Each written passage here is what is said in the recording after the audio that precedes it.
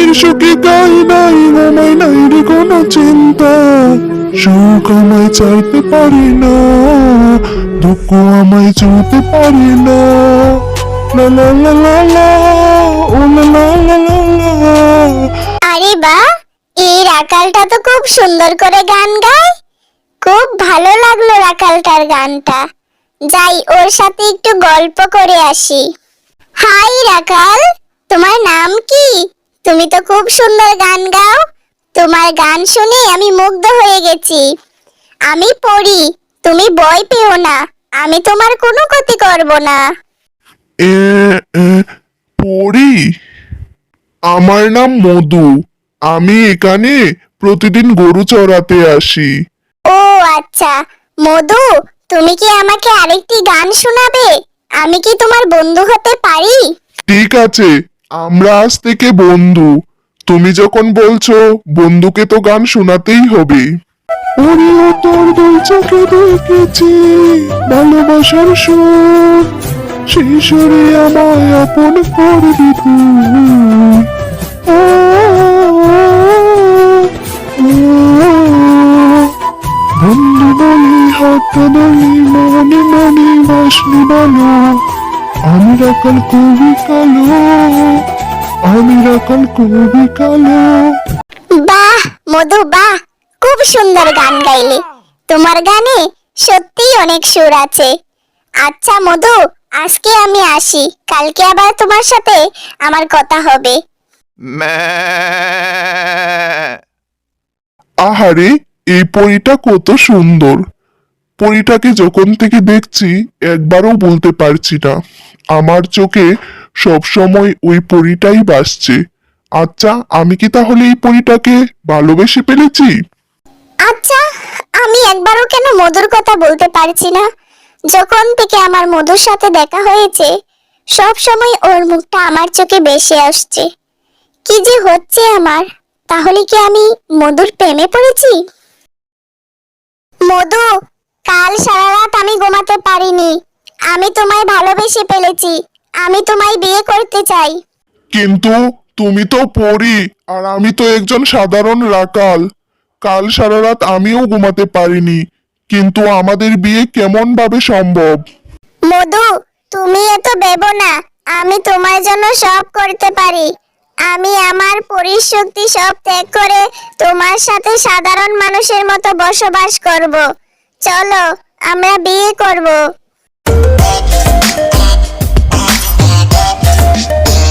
পরি, তুমি প্রতিদিন এসব কি চাইপাশ রান্না করো? এসব খেতে আমার ভালো লাগে না। ভালো মতো রান্না শিখো, না হলে আমি তোমার সাথে সংসার করতে পারবো না। মধু, এইসব তুমি কি বলছো? আমি তো আগে কখনো রান্না করিনি। আমার তো এই বিষয়ে কোনো অভিজ্ঞতা নেই। তুমিও তো পারো, একটু আমাকে শিখিয়ে দিতে। মধু কেমন জানি বদলে গেছে। ও আর আমাকে আগের মতো ভালোবাসে না। কি যে করি।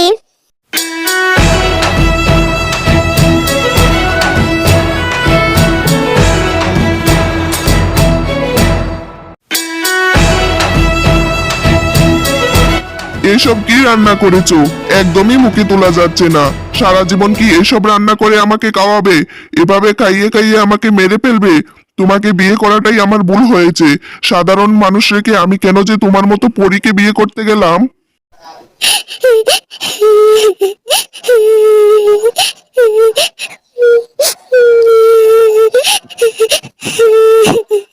পরি, রোজ রোজ এসব আমার ভালো লাগে না।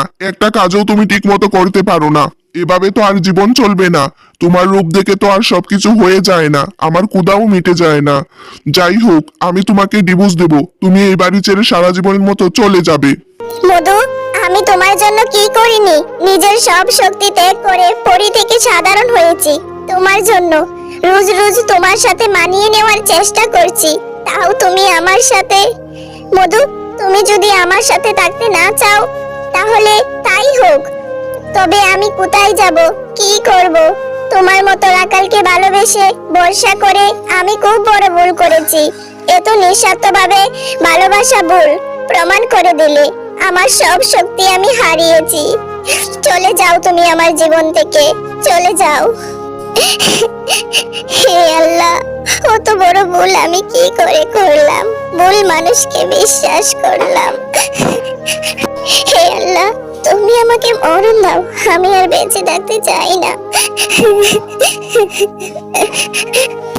আসলেই আমি পরীর সাথে খুব খারাপ করেছি।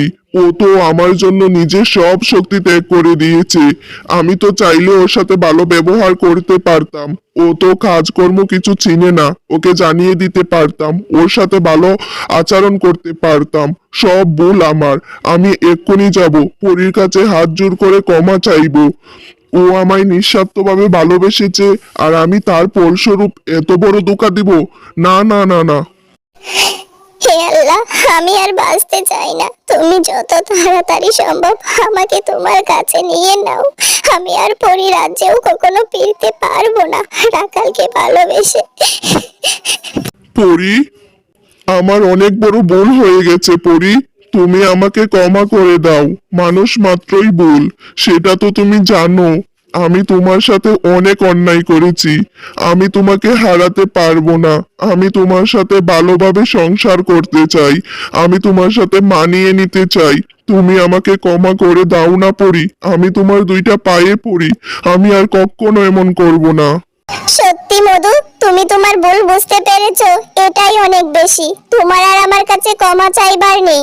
আমি তোমাকে ক্ষমা করে দিয়েছি, তাহলে আমাদের ডিভোর্স হচ্ছে না, আমরা সুখে শান্তিতে থাকতে পারবো, তাই না মধু? এরপর মধু ও পরী দুজনে মিলেই একে অপরকে কাজে সাহায্য করতে লাগলো এবং পরী কয়েকদিনেই খুব ভালো মতো কাজ শিখে গেল। মধু এবং পরী অনেক ভালো মতো সংসার করছিল। 1 বছর পরে তাদের কুল আলো করে একটি মেয়ে এলো এবং তাদের সুখে শান্তিতে দিন কাটতে লাগলো।